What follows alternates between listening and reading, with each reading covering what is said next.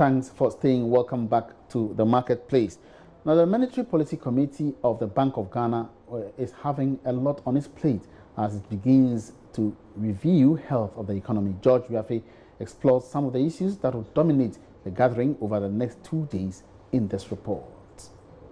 The 7-member Monetary Policy Committee of the Bank of Ghana, which is chaired by Governor Dr. Ernest Addison, would normally focus their discussions on monetary and financial developments, financial stability, real sector development, and the inflation outlook. All these are aimed at assessing the health of the Ghanaian economy. This will happen after they are presented with the technical data covering all these sectors. However, current development on the currency market could force the committee to look at the option of coming up with some additional measures to help stabilize the Ghana cedi, which is currently trading at around 4 Ghana cedis, 63 pesos, after some sustained depreciation over the past 10 days. Also, would the Bank of Ghana heed to the push from the IMF to take some action on commercial banks said to be in financial distress? Also, what is the true situation of the country's public debt after it reached 138 billion Ghana cedis in June this year? And for those who are servicing or intend to take a loan, well, I know you'll be looking forward to see how all these developments will influence the setting of a new policy rate that is currently pegged at 21%. It often influences the cost of credit in the country, and how an increase or decrease in the policy rate will give us some indications about threats to the economy as well as direction. Now, small and medium-scale enterprises are being urged to increase their exposure to packages in the financial market to remain competitive. The call was made by some financial experts at the 3rd edition of Green Finance Conference under the theme Growing Africa Sustainably. The Green Finance Conference is aimed at ensuring that access to finance by small and medium-sized enterprises are sustainably managed to ensure value for money. There is ample evidence that financing of SMEs has become a major problem in Africa. This is partly because funds accessed by these enterprises are not efficiently utilized. In a speech, Group Manager and Head of Environmental and Sustainability Unit of Ecobank Togo, Musa Salah, explains green financing and its benefits to small and medium-sized enterprises in Africa. Green financing is hinging on what is the potential actual environmental and the social benefit that the particular transaction is going to add to the environmental realm. We look at businesses, first of all, from its own bankability on one hand, but at the same time, too, what is the potential environmental aspect in this business? Having said that, there are several or quite a number of environment and social benefit transactions that banks have been involved in recent time. As I mentioned earlier on, there are a couple of solar street light initiatives that is ongoing in the country now. Beside the government policy supported solar rooftop, there are other individuals as well as the real estate developers that they've been retrofitting their housing project with solar and energy efficiency devices, which banks are readily financing. On his part, Head of Business Development for African Guarantee Fund, David Ekabuma, says going green is not just cost efficient, but also climate friendly. We need to have, at least to be sustainable. So when we are coming and doing, we are talking to our partner bank financial institution, we are telling them that they have to, yes, there is an environmental benefit, but the first criteria, as Salah was saying, it's what is the commercial, what is the profitability of the business. When it comes to inadequate access to finance, what we are also seeing, it's when we are talking about climate-friendly investment, we are most of the time talking about an investment. And in Africa, I don't know exactly what is the propension of in the market. Banks are used to financing working capital, short-term position. The conference, which was under the auspices of the International Trade Center (ITC), the African Guarantee Fund (AGF), and the Nordic Development Fund (NDF), saw the convergence of stakeholders from various financial institutions all over Africa.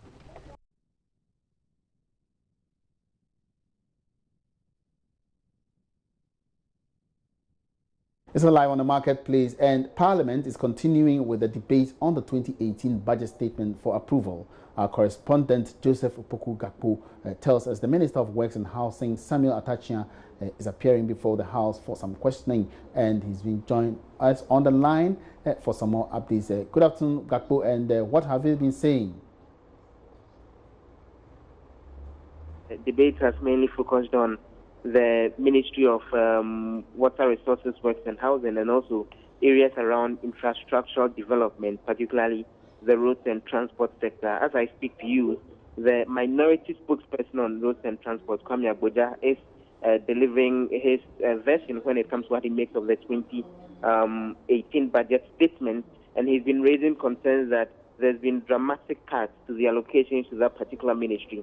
This year, for example, they are being given 77 million, which is less than half of what they received in the 2016 budget. And he makes the point that as far as he is concerned, virtually all the major projects that are ongoing in the transport sector are projects that have been going on since 2016.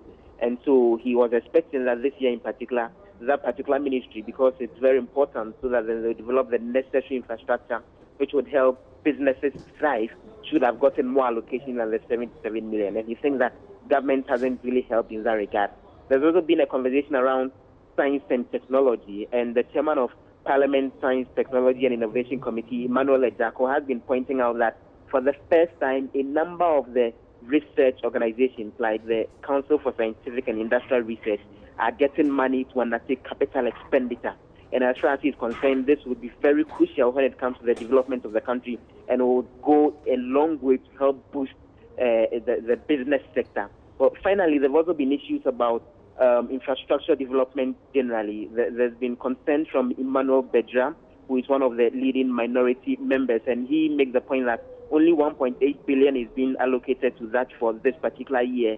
And to quote him, he says that there won't be growth in the economy unless there is growth when it comes to the infrastructure sector. And so he's disappointed when it comes to government allocation for infrastructure development. But Samuel Atachia has been indicating that as far as he is concerned, well, government's commitment to helping develop the sector is very huge, and they are expecting support from a number of other international partners to help drive the development of infrastructure and also help drive the development of the economy generally as far as 2018 is concerned. Now, Joseph, before you go, you indicated that allocations for this year has virtually doubled as compared with last year. That's what the minority is claiming. Now, are there any specific projects for which the allocation has been doubled? Well, the minority's concern was that for the transport sector, for example, there's actually been cuts when it comes to allocation. They say that this year only 77 million is being allocated when they had seen more than twice of that being allocated for the transport ministry in last year's budget. They are concerned about where the money would actually be going and the plans that government has for that. Well, even yesterday, when the debate focused specifically on the economy, there was a conversation around how, when it comes to dealing with the country's budget deficit, Kojo Nkrumah, who is actually the Deputy Information Minister, was drawing attention to the fact that one of the things that they've done this year is to cut down on expenditure generally as part of efforts to reduce the country's budget deficit. And so they are making away with what they describe as profligate expenditure that's directly going into consumption. They say that those are the things that they are limiting going into next year. But then on the minority side, there were concerns that there's been allocation, for example, to the National Builders Corps, something more than $600 million US, and they point out that this is an allocation that won't bring any major development because it's money that's going into consumption, and so they're raising concerns about that. Mainly the debate relating to the economy has centered on those, and while the minority is not pleased, the majority is quite happy. with government plans for the sector in 2018. All right, now, so Joseph Gakpo, which ministry or which sector minister is next scheduled to appear before Parliament for the debate? Well, mainly we've been hearing contributions, not exactly from ministers, but both the majority and the minority side when it comes to the various sectors. Right now, the focus is on the transport ministry as well as the roads and industry area and general infrastructure development. We're hearing from the minority side when it comes to that, and after that, those on the majority side, including the chairman of the Roads and Transport Committee, would be delivering his remarks when it comes to that particular sector as far as the 2018 budget is concerned. All right, many thanks for your time. Joseph Opoku Gakpo is our parliamentary correspondent in Parliament, where currently the debate for the approval of the 2018 budget is going on. It's on the marketplace. Moving on, Invest in Africa Ghana has pledged its commitment to providing expertise in developing SMEs in the country. This follows a call made by the CEO of Ghana's CEOs Network for a 10-year master plan for the sector. The master plan, according to him, is crucial for sustainable development of the sector. Speaking to Joy Business on the sidelines of the Ghana SME CEO Summit, country manager of Invest in Africa, Clarence Nati, addresses some of the challenges the sector is faced with and explains how best these can be addressed. The future is definitely great. I mean, we are more and more and I think the narrative now and the conversations, at least in this present economic climate in Ghana, is all about how we can effectively drive private sector-led growth, of which the SME sector is a critical part. So for us, we feel this is a very good time to more or less demonstrate how we can or how we are supporting this initiative, because we've been doing it for about 3-4 years, and in the process we've managed to we have within our ecosystem about 1,005 SMEs that we are working with and developing and building their capacity together with other partners and buyers as well on there. And what we are excited about is that, I guess with this renewed focus on SMEs, I think one, we are in a better position, but two, we have partners as well that can help drive this agenda of making the SME a more relevant and critical player in growth and development in this country. There was, if the SME community felt there was a lot of progress in that area, it would not be coming up. So clearly there's still a lot of work to be done. Now, I'm aware that a few critical stakeholders and voices have mooted the idea of having SME sector-focused banks, and we welcome that. I think it's definitely a great initiative, and we support that. I mean, and just as we will support any other financing opportunity, be it debit financing related or equity financing related, which would make it easier for SMEs to get the needed investment for growth.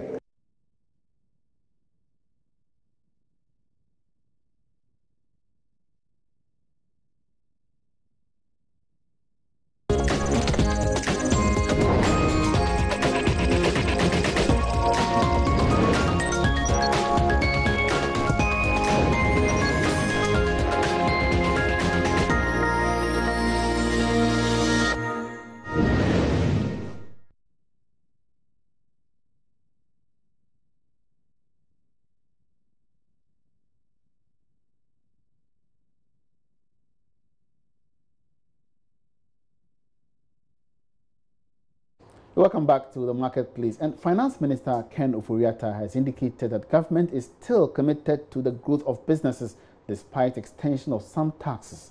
Government in the 2018 budget extended the fiscal stabilization levy and special import levy to 2019.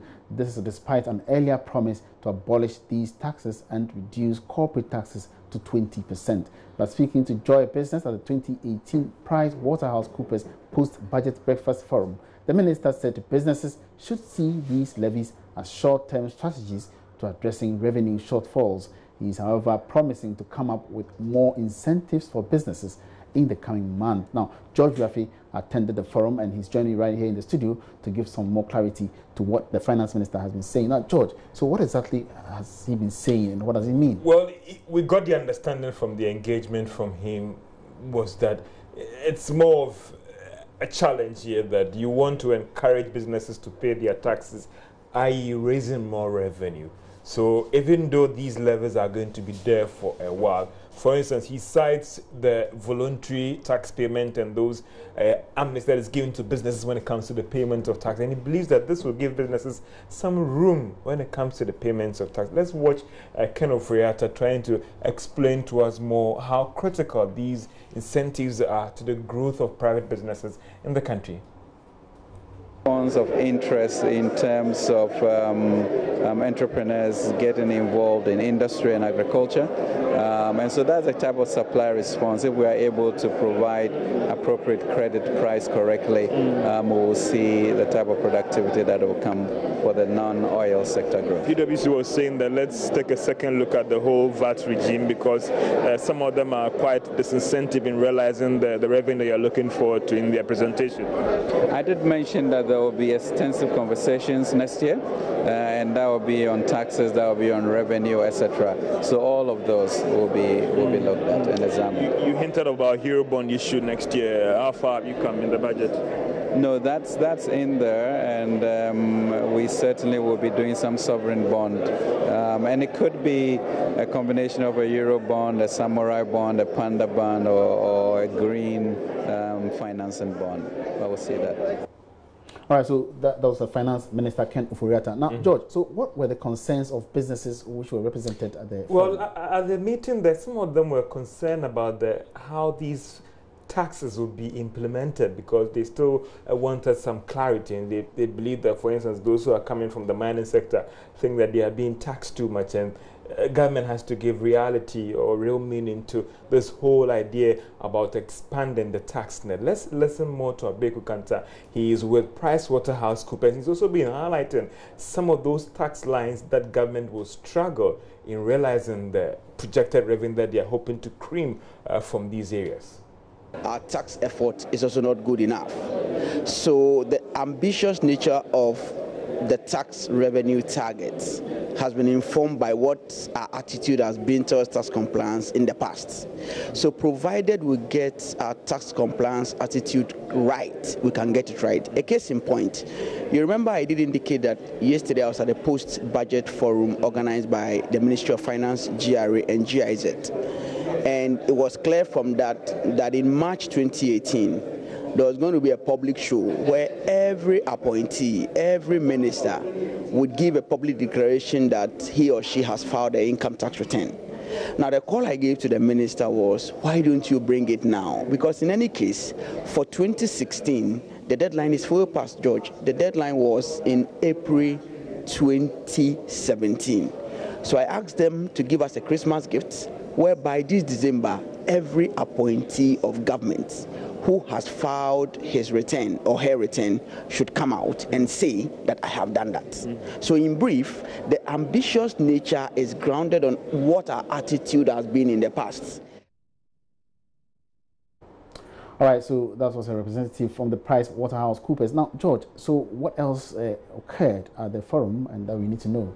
So again, you got some assurances from other government agencies about their commitment to engage private firms more in terms of revenue mobilization. It wouldn't be the same approach of coming with that stick to try and let you pay your taxes, but more of a gentleman agreement and talking with them on how they can even help you when it comes to the payment of your taxes. Now, the finance minister mentioned incentives, some more incentives for businesses. Did he come out specifically? As an if, for instance, you should be meeting your obligations by the 20th of this month. Maybe give you some room to still correct your books and maybe do that by the 30th. So the approach would be different. How can firms be encouraged to meet their tax obligations? All right, thank you very much, George. Thank you so much, Yafe. That was George Yafe, who just returned from the 2018 PricewaterhouseCoopers post-budget breakfast forum.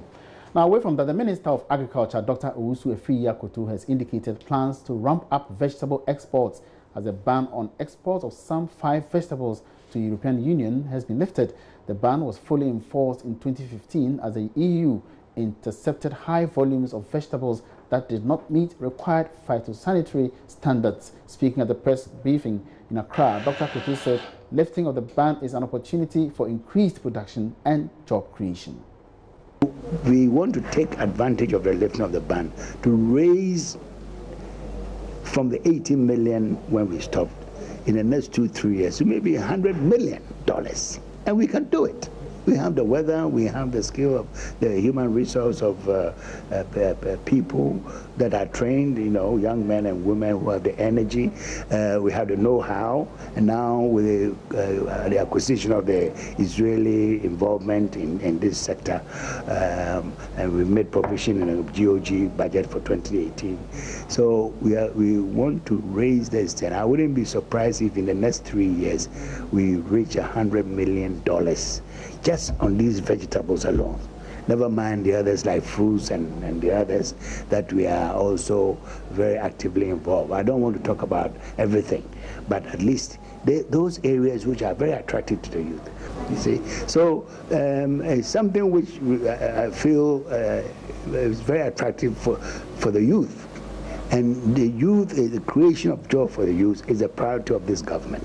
So we'll be killing two birds with a stone, absorbing the youth into this and also increasing your export earnings to bring prosperity to the people of Ghana. So that is what we are doing.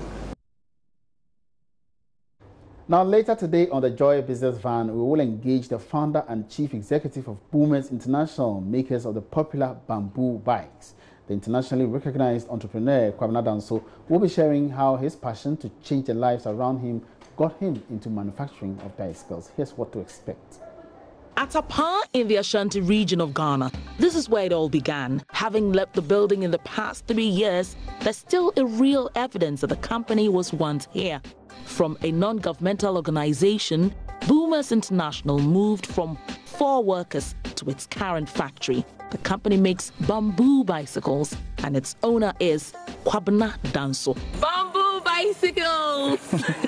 We so far have seen some of these bamboo bicycles in Canada, in Germany, and also in Holland. Well, they're trying to scale up to really take this bicycle international. It will be going for the Commonwealth Games as a Ghanaian decides to ride this bicycle. But I want to give you details about this company, so don't miss it. Let's go. I realized there were a lot of problems in my community. High risk school dropout rate, unemployment, high teenage pregnancy, lack of opportunity for the youth. And you realize that a lot of the youth were actually migrating to Accra, Kumasi, trying to find jobs. And I grew up there, I saw these challenges, and at some point I decided, look, it's not time to complain again, it's about time to take action. The process of making the bamboo starts from here. Cat bamboos are put together with a local delicacy, kokonte, and glue to make it stick together. Then twines and more glue is added to give this unique, sexy final look that the bicycle has. All right, so get the full story tonight on Business Live. My name is Emmanuel Boaji. This is where we draw the curtains down on the marketplace. Good afternoon.